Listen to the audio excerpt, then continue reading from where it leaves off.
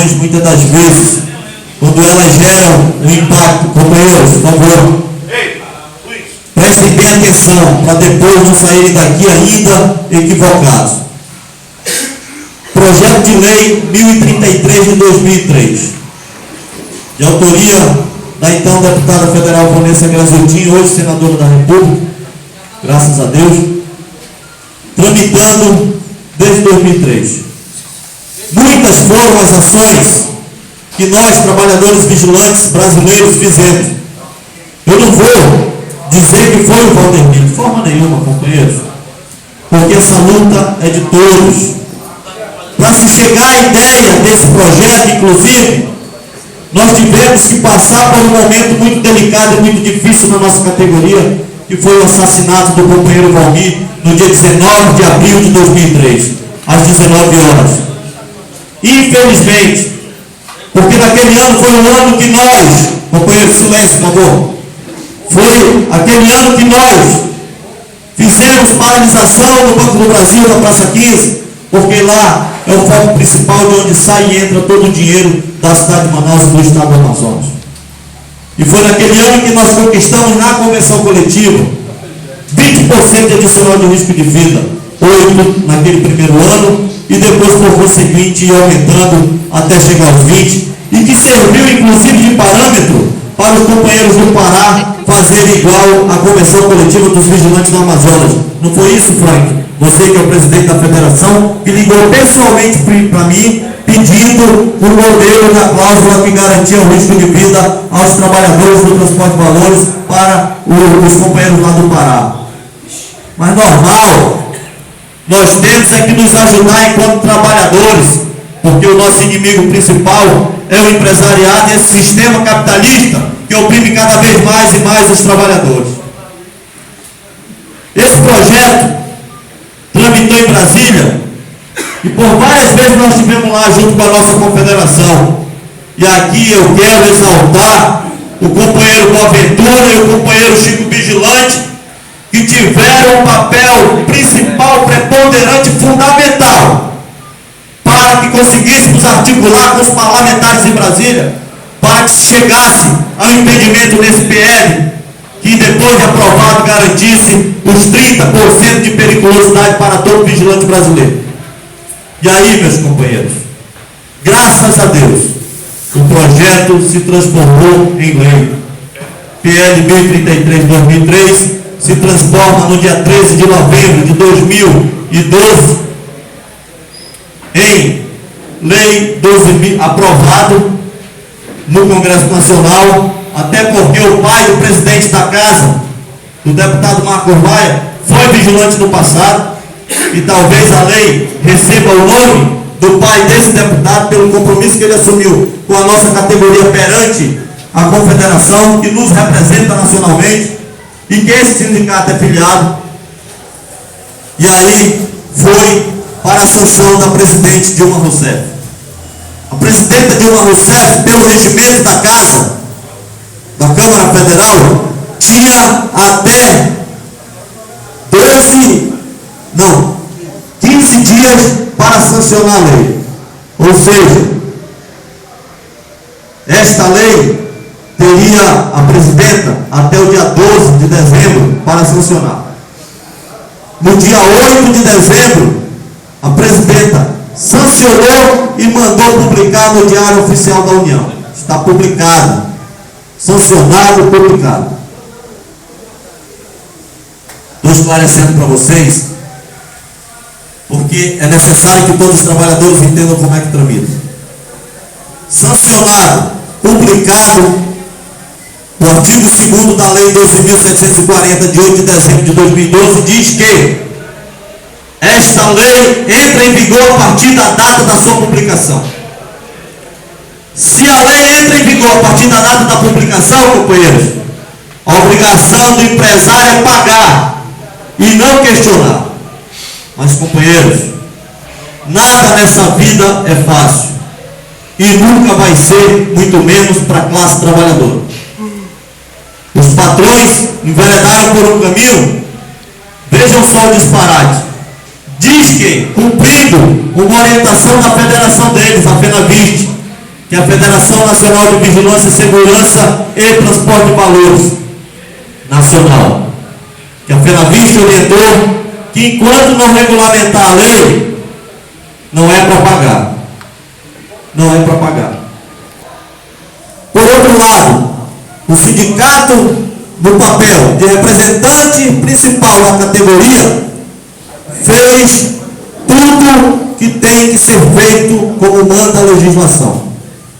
Porque nós temos que fazer a parte jurídica, mas também nós temos que fazer a parte política da coisa, da política sindical. Não é política partidária, é política sindical, a luta dos trabalhadores. Nós, prevendo que talvez os empresários quisessem dar esse golpe, e já vendo muitos, escutando muitos murmúrios nesse sentido, notificamos todas as empresas, não notificamos o sindicato patronal não, porque se uma notificação chega no sindicato patronal, ele não notifica as empresas, ele pode dizer, a funcionária esqueceu. Então, já que a gente conhece como é que eles fazem, nós notificamos todas as empresas de segurança no dia 18 de dezembro que deveriam cumprir a lei, já no mês de janeiro.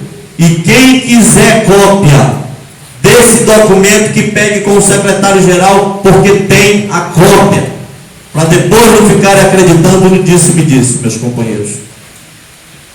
Por outro lado, nós não esperamos tão somente que eles cumprissem com a nossa notificação. O murmúrio era muito grande, os empresários não vão pagar, é isso. Companheiros da Polo Norte, que receberam o pagamento, acho que no dia 30, em alguns postos de serviço, me ligaram, disseram, Valdemir, não veio no contra-cheque. Tudo bem, companheiro, não veio. Mas o sindicato ainda não pode cobrar, porque não chegou o 5º dia útil como manda a lei. Porque me diga, se a tua luz vence no dia 10, eu no dia 5 posso te cobrar? Você não está em atraso. Correto, companheiros? Correto? Nós estamos fazendo a coisa como tem que ser feita. Chegou o 5º dia útil, não teve o pagamento. Mas aí, companheiros, o 5º dia útil foi no dia 7. Só se confirmou o que a gente sabia. Mas no dia 2 nós fomos ao Ministério Público. Não, no dia 3 nós fomos ao Ministério Público. E no dia 4 nós já tivemos uma audiência com o sindicato patronal, dizendo que as empresas têm que pagar, procurador, porque a lei já entrou em vigor. E eles do outro lado dizendo, não está regulamentado, não vamos pagar.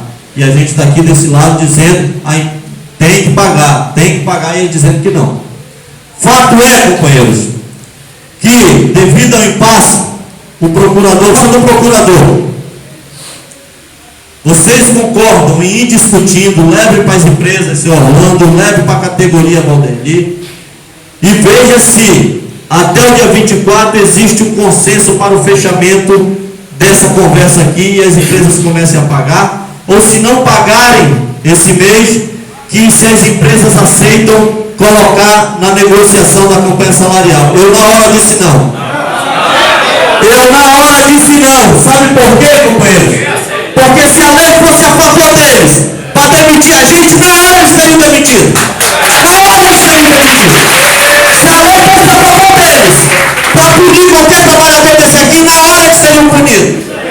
E quando a lei é a nosso favor, eles não querem cumprir, desculpe a estragar, mediante pressão, mediante polarização, eu só quero pedir à categoria o seguinte, meus companheiros, que nós cumpramos a lei de greve. A lei de greve diz que, frustradas as negociações, os trabalhadores podem fazer as suas paralisações, cumprindo os requisitos que determina a Lei 7.783, de 28 de junho de 1989, é o que diz a lei de greve. Portanto, meus companheiros, eu queria, nesse momento aqui, abrir para escutar a opinião dos companheiros. Mas eu já tenho a minha formada. Eu já tenho a minha formada.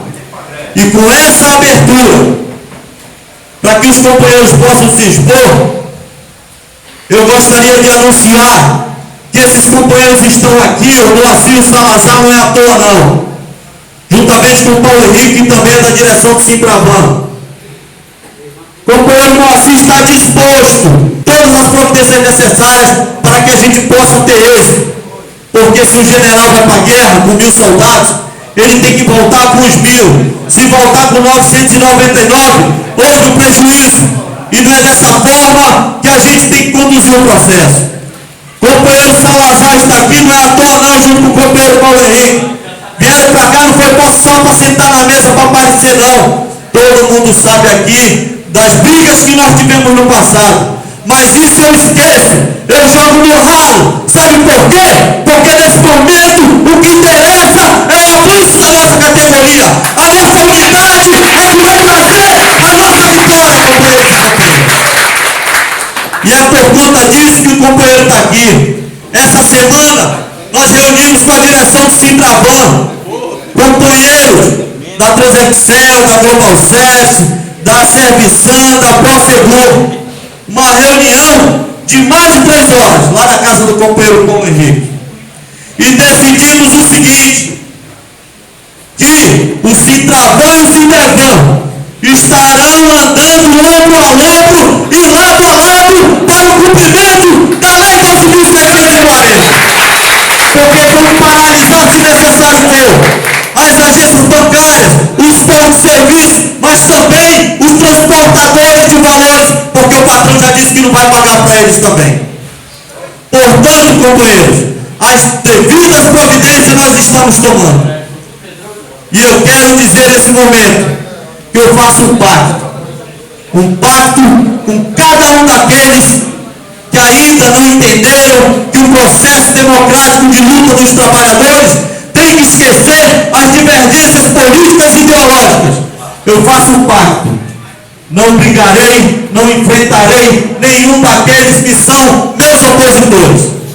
Me calarei e colocarei o meu ego no bolso para que seja prevalecido a luta e a unidade dos trabalhadores vigilantes, para que nós possamos conquistar, para que nós possamos avançar e trazer realmente, de fato e de direito, a vitória para a nossa categoria. Portanto, companheiros, eu abro agora para a intervenção dos companheiros que queiram fazer a sua explanação. O companheiro Paulo Dora vai fazer a inscrição, no máximo de 5 aqui, para que a gente não possa se